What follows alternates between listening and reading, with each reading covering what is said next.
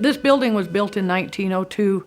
It was a feed store and a lumber yard. It had been abandoned for the last 6 years. And every time I drove by, I saw it, and it just broke my heart. My son caught me over here snooping one day. He's like, Mom, please tell me you're not gonna buy that. This town is dead. You need to sell your stuff and get out of here. And once I brought him over here and showed him my vision, it opened his eyes, and he saw that this town is only dead if we let it die.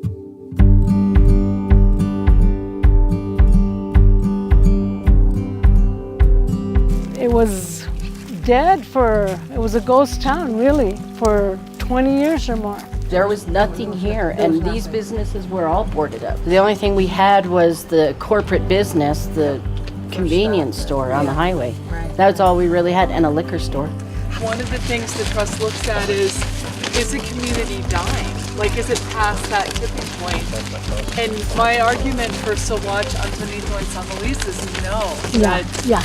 They care about the community. Yes, and they want it to come back, but they don't know how to get started.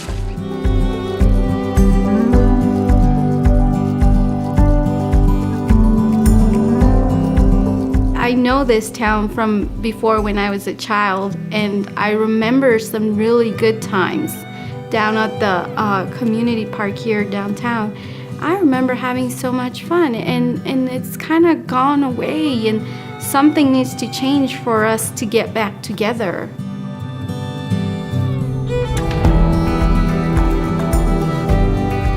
Fort Morgan, there's been some changes. There's been a lot of cultural changes since I was little. Entonces, moverme de Durango, México, a Fort Morgan fue un cambio espantoso. Y el más espantoso fue de que no hablaba el idioma, no había gente que lo ayudara a uno, no había suficientes comercios que hablaran en español, no había suficiente ayuda en la escuela. Entonces, yo siempre pensé que hubiera alguien que nos ayudara, que hubiera alguien que nos orientara, que no pasara a nuestros hijos por la situación que están pasando. It's definitely a rural community, and that's what we like. We're country folk. It's noon.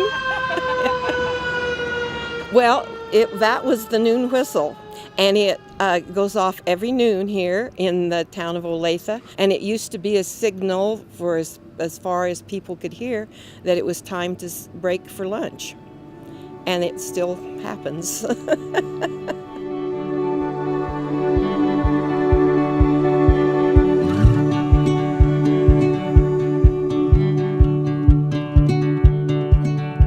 When I first started working with the resident team, I was just learning about what was going on, and then to find out that we have a voice and a say in what goes on and what changes take place, it's an amazing opportunity. We brought the whole community together, and they chose their 25 members who would represent them as a resident team. Today, they'll get to some solutions for those issues, and they can pull from some of the same dreams that people in the community had. The issue is lack of adequate housing. The vision is for safe, affordable, quality housing for everyone. Estamos soñando en grande. Esperamos ver nuevas casas, nuevos negocios, nuevas carreteras, nueva escuela. Son muchos sueños que tenemos y esperamos trabajando como comunidad poderlos llegar a cumplir.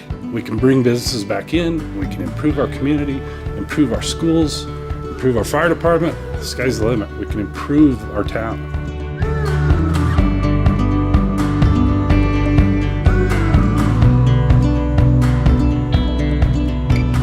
So in some of our meetings at any given time, we have at least 3 languages going on at the same time. In Fort Morgan, it's English, Spanish, and Somali. Saying for us as in this community is good because we are different. But when it comes to Somali, to be no one else, even though we don't share the same culture, we are different in our own ways. But our difference makes us strong and make us be like, wow. It's been really interesting seeing those different groups come together and try to navigate some of those barriers. One thing that I love about the resident team is that there are so many different people from different walks, different cultures, and they're all coming together for one reason to help improve Fort Morgan, whether they've been here, like my dad, over 70 years, me over 30 years, or they've been here for a year. We're all coming together to create something positive for our community.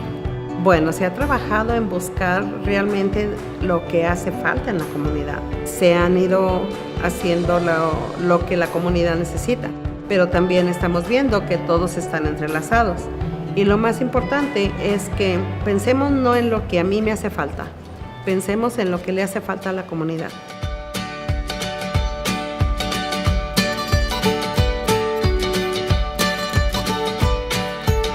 Once we do start getting things developing here, I think it's going to draw in more people from the community to say, hey, this is for real, you know, and they'll jump on board.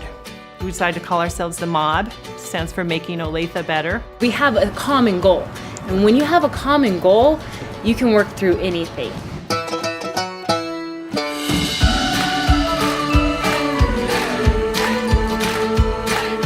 We have a lot of projects lined out. They're going to be things that people in the community that have no idea what we're doing, they're going to be able to say, hey, that's pretty cool. They started that. They. And what we want it to become is we. We started this. Well, I remember one person said this is the first time that the Hispanic community in Olathe has had a voice. And other people have said, really, it's kind of the first time any of us have had a voice that's an organized collective voice.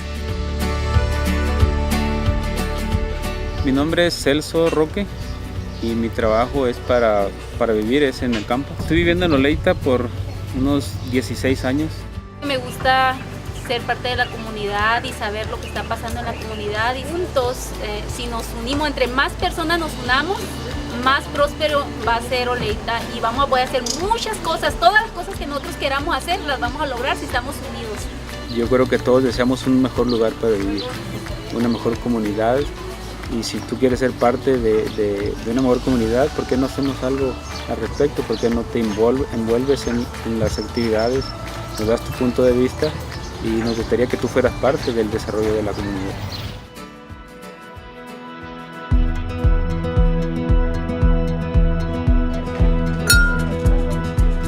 Michael! Good morning, how are you? It just gave people hope to say, wow, our little community is going to come back and it deserves to come back and we're going to gather together as a community and make it happen. So little by little more stuff happened and we sort of feel now like as the downtown business community, every new thing that opens helps everybody else because there's just more activity and things going on. We don't have a Walmart and we don't have a Dollar Tree, but we also don't have a stoplight. That's, yeah. That's true. Anyway, yeah. There's not So one that's stoplight cool. in town. Paso a paso y esperemos que vivir Manzanola un pueblo de prosperidad para la gente y para nuestros hijos que son los que vienen adelante de nosotros. If you look close, we see that people that are happy like where they are. And if they aren't happy, they won't be there. And so consequently, we're hoping that these people that have moved here will enjoy this place and make it their home.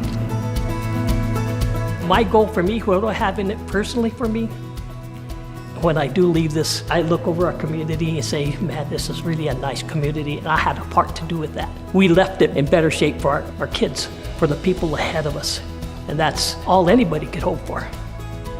It's been really beautiful to see how people are really putting the community before themselves and to have folks really see this as something that's for real, that they can believe in, that they have ownership over, that is a true collaboration.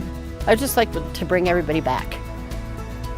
We like to be a happy place for our kids to grow up. We're having a big event coming up tomorrow, our pancake breakfast, and we're going to recruit people. We need people to join us, and we need their energy, their voice, their talents. We're hoping about 200 people will come. Yeah, I'll do a jig down Main Street if 200 people come.